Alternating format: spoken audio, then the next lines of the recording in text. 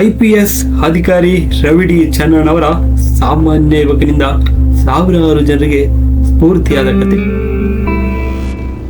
ನಮಸ್ಕಾರ ಸ್ನೇಹಿತರೆ. ಒಬ್ಬ ವ್ಯಕ್ತಿಯ ಯಶಸ್ಸು ಕೇವಲ ಅವರ ಹುದ್ದೆಯಿಂದ ಅಳೆಯುವುದಿಲ್ಲ, ಅವರು ಸಮಾಜದ ಮೇಲೆ ಬೀರುವ ಪ್ರಭಾವದಿಂದ ಅಳೆಯಲಾಗುತ್ತದೆ. ಇಂದು ನಾವು ಅಂತಹ ಒಬ್ಬ IPS ಅಧಿಕಾರಿಯ ಕಥೆಯನ್ನು ತಿಳಿದುಕೊಳ್ಳೋಣ.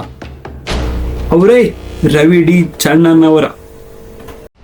ಇಂದು ಸಾವಿರಾರು ಯುವಕರವರನ್ನು ಏಕೆ ಮೆಚ್ಚುತ್ತಿದ್ದಾರೆ, ಅವರ ಜೀವನದಿಂದ ನಾವು ಏನು ಕಲಿಯಬಹುದು, ಬನ್ನಿ ಆರಂಭಿಸೋಣ.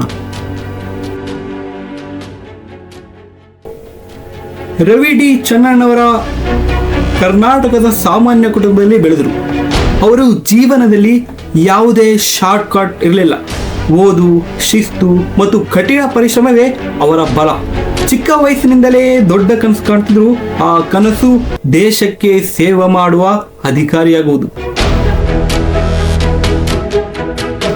ಆ ಕನಸನ್ನು ನನಸು ಮಾಡಿಕೊಳ್ಳಲು ಅವರು UPSC ಪರೀಕ್ಷೆಗೆ ಸಿದ್ಧತೆ ಆರಂಭಿಸಿದರು. UPSC ಇದು ಭಾರತದ ಅತ್ಯಂತ ಕಠಿಣ ಪರೀಕ್ಷೆಗಳಲ್ಲಿ ಒಂದು.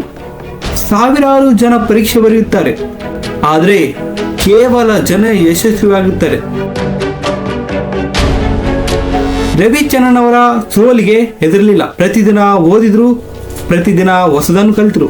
ಕೊನೆಗೆ ಅವರ ಪರಿಶ್ರಮಕ್ಕೆ ಫಲ ಸಿಕ್ಕಿತ್ತು. ಅವರು ಭಾರತೀಯ ಪೊಲೀಸ್ ಸೇವೆಗೆ ಆಯ್ಕೆಯಾದರು. IPS ಅಧಿಕಾರಿಯಾದ ನಂತರ ಅವರ ಜವಾಬ್ದಾರಿ ಇನ್ನಷ್ಟು ಹೆಚ್ಚಾಯಿತು.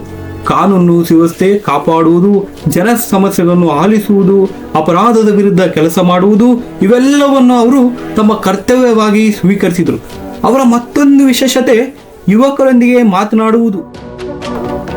ಶಿಕ್ಷಣ, ಶಿಸ್ತು ಮತ್ತು ಗುರಿಯ ಬಗ್ಗೆ ಅವರು ಹೇಳುವ ಮಾತುಗಳು ಸಾವಿರಾರು ವಿದ್ಯಾರ್ಥಿಗಳಿಗೆ ಪ್ರೇರಣೆ ನೀಡಿವೆ.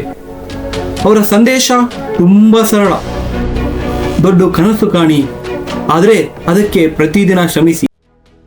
ಸ್ನೇಹಿತರೆ, ಈ ಕಥೆಯಿಂದ ನಮಗೆ ಒಂದು ದೊಡ್ಡ ಪಾಠ ಸಿಗುತ್ತದೆ.